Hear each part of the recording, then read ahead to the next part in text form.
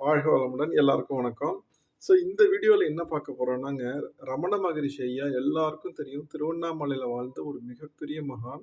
சமீபமா ஒரு 50, 60 வருஷம் முன்னாடி தான் ஐயா சமாதியானாங்க. திருவண்ணாமலையில அவர் சமாதி இருக்கு. அவர பத்தி கதைகள்லாம் YouTubeல நெறைய இருக்கு. நான் அதெல்லாம் இங்க சொல்ல போறதில்ல. ஐயா வந்து ஒரு 17, 18 வயசுலயே சமாதி ஆயிட்டாங்க. சமாதின்னா என்ன? அதாவது அந்த தியான அனுபவங்கள்லாம் உங்களுக்கு 17, 18 வயசுலயே சமாதி அனுபவங்கள் வர ஆரம்பிச்சுருச்சு. அப்ப அந்த அனுபவங்கள் வர்றப்ப, அவர சுத்தி கேட்குறாங்க. ஐயா இந்த மாரி வந்து மனத எப்படி நம்ம வந்து ஜெயிக்கிறது? மனத எப்படி கடக்கிறது? ஆன்மாவ எப்படி உணர்றது? எப்படி இறை உணர்வு பெறுறது? இது மாரி கேள்விகள்லாம் நெறைய கேட்குறாங்க. அவர் நெறைய உபதேசம்லாம் பண்ணல. சிம்பிளா ஒரே மெடிடேஷன் தான் குடுத்தாங்க. என்னன்னா, "உன்ன நீயே நான் யாருன்னு கேட்டுக்கோ" அப்டின்னாங்க. இந்த இத நீங்க கரெக்ட்டா உங்களுக்குள்ள கேட்டீங்கன்னா, இந்த கேள்விய, உங்களுக்கு தியான அனுபவங்கள் வந்துரும். ஆன்ம அனுபவங்கள் வந்துரும். நீங்க மனத கடந்த ஒரு நிலைய அடைய முடியும். அப்படின்னு ஐயாவுடைய ஸ்பீச் அது. எப்படி சொல்றாங்கங்கிறத தான் இந்த வீடியோல பார்க்க போறோம். இப்ப உதாரணத்துக்கு நான் யாருன்னு என்ன கேட்கிறாருன்னு வச்சுக்கோங்களேன். இப்ப நான் யார் அப்படின்னா, இப்ப நான் ஃபர்ஸ்ட்டு என் பேர சொல்றேன் ஜெய்சங்கர். அது வந்து உங்க பேரு அப்படின்ருவாங்க. அது உங்க பேர். இப்போ உங்க எல்லாரையும் 100,00,00,000 பேருக்கு 100 பேரையும் கூப்பிட முடியாது. மனுஷங்க இங்க வாங்க வாங்கன்னு. ஒருத்தருக்கு ஒரு பேர் ஏபிசிடின்னு. அப்ப அது நம்ம கிடையாது. சரி இந்த உடம்பு தான் நம்மளா அப்டின்னா, இந்த உடம்பும் நம்ம கிடையாது. அது எப்படி அப்டின்னா, இப்போ உதாரணத்துக்கு அ ராமுன்னு ஒருத்தர் இருக்காருன்னு வச்சுக்கோங்க. அவரு இறந்துட்டாரு. அவர் உடம்பு சாயங்காலம் சடங்கெல்லாம் பண்ணி எடுக்க போறாங்க. அதுவரைக்கும் என்ன சொல்லுவாங்கன்னா, அந்த வீட்ல இருக்கிறவங்கலாம், "ராம் போயிட்டாரு, ராம் போயிட்டாரு, ராம் போயிட்டாரும்பாங்க." அப்ப அவர் உடம்பு அங்க தான் இருக்கு. அவர் உடம்புன்னு தான் சொல்லுவாங்களே தவிர, அவர்ன்னு சொல்ல மாட்டாங்க. அவர் போயிட்டாரு அப்டிம்பாங்க. அப்ப என்ன அந்த உடம்புக்குள்ள இருக்கிற ஏதோ ஒண்ண தான் அந்த அவர்ன்னு சொல்றாங்க. அதுதான் வந்து என்ன அப்படிங்கிறது. அது அது வந்து நம்ம கடைசில வரும். அப்ப அந்த உடம்புங்கிறது நம்ம கிடையாது. இந்த உடம்பு அங்க தான் இருக்கு. அப்ப ராம் அங்க தான் இருக்காருன்னு சொல்ல மாட்டாங்க. ராம் போயிட்டாரு அப்படிம்பாங்க. அவர் உடம்ப தகனம் பண்ண போறாங்க அப்படிம்பாங்க. அப்ப அந்த அவருங்கிறது யாரு? அப்படிங்கிறது தான் கொஸ்டின். இப்ப இந்த உடம்பு நம்ம இல்லையா? அ அடுத்தது நம்ம மனசு தான் நம்ம அப்படின்னு. அதுவும் நம்ம கிடையாது. எப்படின்னா நம்ம மனசுல எண்ணங்கள், எமோஷன்ஸ், ஆசைகள், டிசையர்ஸ் வருது இல்லையா?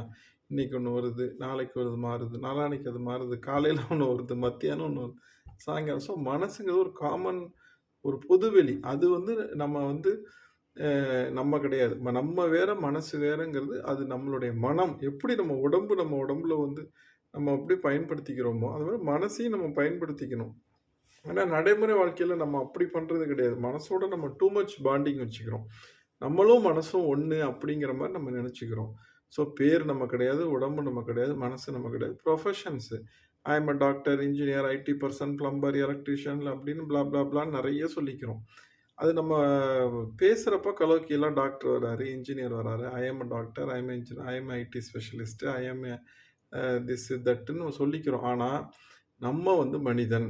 நம்மளுடைய profession IT person, profession doctor, profession engineer, profession வந்து பிளம்பர், எலக்ட்ரீஷியன். அப்படி நம்ம பிரிச்சு பார்க்க தெரியாம டூ மச் ஆஃப் பாண்டிங் ஆயிடுறோம்.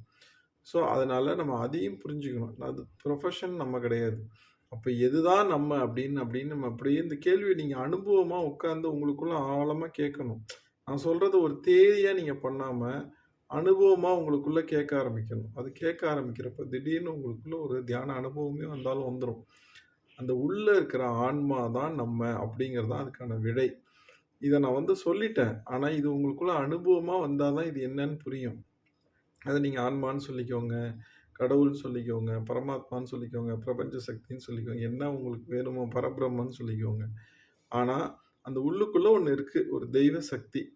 அது வந்து உருவமில்லாத ஒரு அருட்பெருஞ்சோதின்னு வள்ளலார் சொல்லுவாங்க. ஒவ்வொருத்தரும் ஒண்ணா சொல்லுவாங்க.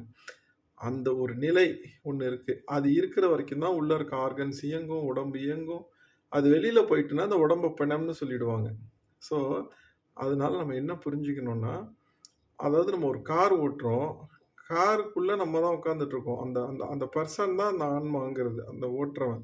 காருங்கிறது அந்த உடம்பு மாரி. எப்படி நம்ம ஷர்ட் நம்ம கிடையாது இல்லையா? அந்த ஷர்ட்ட நம்ம தூக்கி போட்டுட்டு, இன்னொரு ஷர்ட்ட வந்து நம்ம போட்டுக்கிறோம். வீணா போடுறோம். அந்த மாரி ஒவ்வொரு பிறவியிலும் இந்த ஆன்மா வந்து அனுபவங்கள், நம்மளுடைய கர்மாக்கள் இந்த 2 மட்டும் சுமந்துட்டு டிராவல் பண்ணிக்கிட்டே இருக்கும்.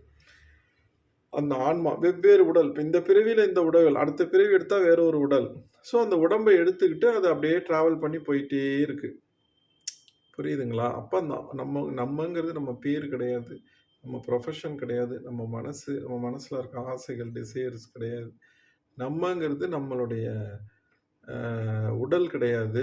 ஸோ இதெல்லாம் நம்ம கிடையாது. நம்மங்கிறது அந்த ஆன்மா தான் நம்ம. அந்த அந்த நமக்குள்ள இருக்கிற அந்த நம்ம சர்வ இயக்கிக்கிட்டு இருக்க அந்த இறைநிலை, அந்த அந்த ஆன்மா தான் நம்ம. அப்படிங்கிறது நமக்கு அனுபவமா வர்றப்ப, நம்ம மனத கடந்து அந்த எண்ணமற்ற நிலைக்கு போயிடுவோம்.